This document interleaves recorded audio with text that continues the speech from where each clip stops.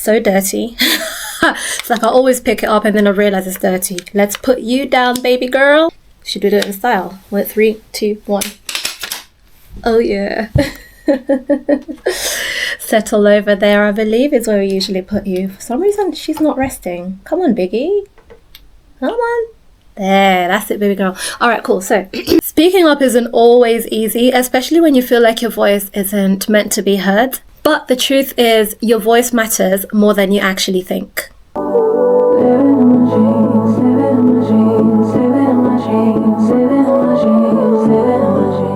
Hi, my name is Sylvia and I'm blind and I'm living my best life with Biggie over here. I hope you can see her, my white cane, and I'm taking you guys along with me. We're here every single day for Marching Forward. This is day 11. Welcome to day 11 of Marching Forward. We are going through March by marching forward. Progress, not perfection. So today I really just wanted to talk about the importance of speaking up and using your voice. And sometimes I know people, you might feel like your voice doesn't need to be heard, or nobody cares, nobody's really listening. But I'm here to tell you that your voice absolutely matters. I never really started out trying to be a disability advocate or intending to be a disability advocate. I was just there, living my life, enjoying myself, chasing my dreams, and just living my life basically. But I realized somewhere in between sharing my journey and just, live my best life, that it's really important that I use my voice to speak up and share my journey, because there's a lot of people out there who are feeling what I'm feeling, who are going through what I'm going through. I found that sharing my own journey could help others find their own strength, similar to how I was finding my own strength by trying to find other people like myself. One of the biggest reasons really why I started sharing my journey, be the change that you want to see and all of that. So today I wanted to share about how I found my voice and started sharing my journey, how you can do the same. And just how important it is, especially now more than ever, as women, take up space and own our story and our narrative unapologetically. Advocacy for me was initially started with me not wanting to shrink myself. I was tired of society making assumptions about what I can and can't do. And secondarily, that's a word today, secondarily to that, I also wanted to make the connections of other people with other people like myself, whom I knew are out there, but whom I was just not seeing being represented. It wasn't easy to find them. If you sit there and you think, I'm a blind parent, I'm a blind mom specifically, of, a Black African ethnic origin, right? And if I sat there, even until today, if I sit there and try to think of somebody who is doing the things that I wanted to do, and they look like me and have a similar background to mine, I couldn't think of anyone. That's why I sort of decided to speak up, don't let people make assumptions. And I know, especially in our community as well, there could be a lot of cultural stigma around having a disability and your potential. So I'm just here to kind of break all of those barriers, all of those misconceptions and perceptions and everything. So a major turning point really was the underrepresentation of women in media. That was the biggest turning point for me.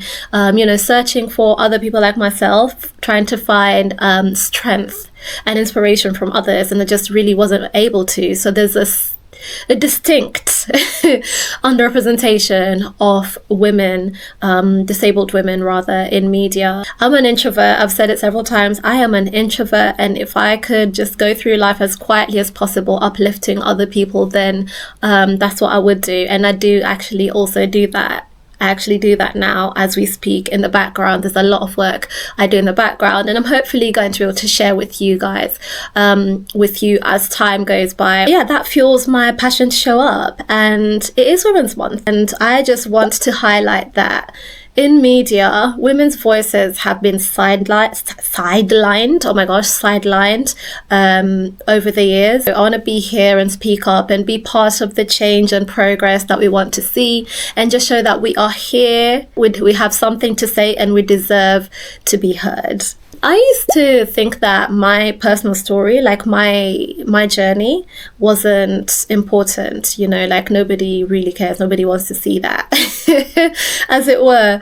But when I collected myself, brought myself together and actually shared, I was just taken aback by the response. I was taken aback by how many people reached out to me, could relate in one way or another, the connections I've made. So I would say definitely collecting myself to speak up has shown me also the value of speaking up. So I want to implore you, if you've ever felt like your story doesn't matter, trust me.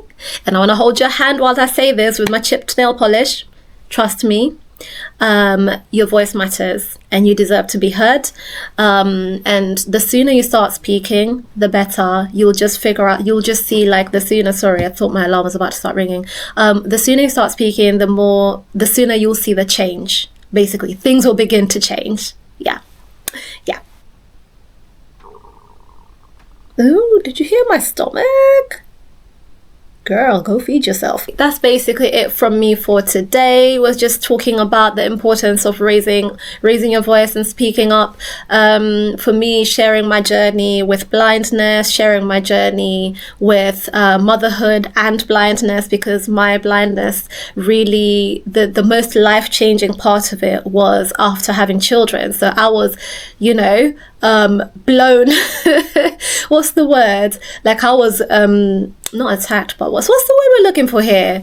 But yeah, I was basically, two things came at me at the same time. Maybe if I find the word I'm looking for, I'll put it on the screen. I was by two things at the same time happening, and I had to collect myself and get together for my babies and for myself as well. And I know that was not any easy feat. And so I know there's loads, I know now, and I knew then as well, but I just hadn't made connections, and there's lots of other women and people going through things that they feel. I was even embarrassed. Can you believe I was embarrassed? Like, how can you be embarrassed by something you can't even control your body to do? But that's what I've been talking about, the cultural stigma, the not just cultural, like the even societal stigma, the way things aren't set up to function well for someone like me, and so on and so forth. But we'll get more into that as the days go by the end of Marching Forward. What I wanted to say is, what is something that you've always wanted to share and something's holding you back? And again, if it's your deepest, darkest secret, maybe don't write it in the comments. Instead, maybe you can share, what did you do over the weekend? But yeah, thank you so much for watching for today. Don't forget to subscribe. I'll be back tomorrow, and we're going to talk about misconceptions about blindness. So don't forget to subscribe and turn on the notification bell, because yeah, we've got some things to get into.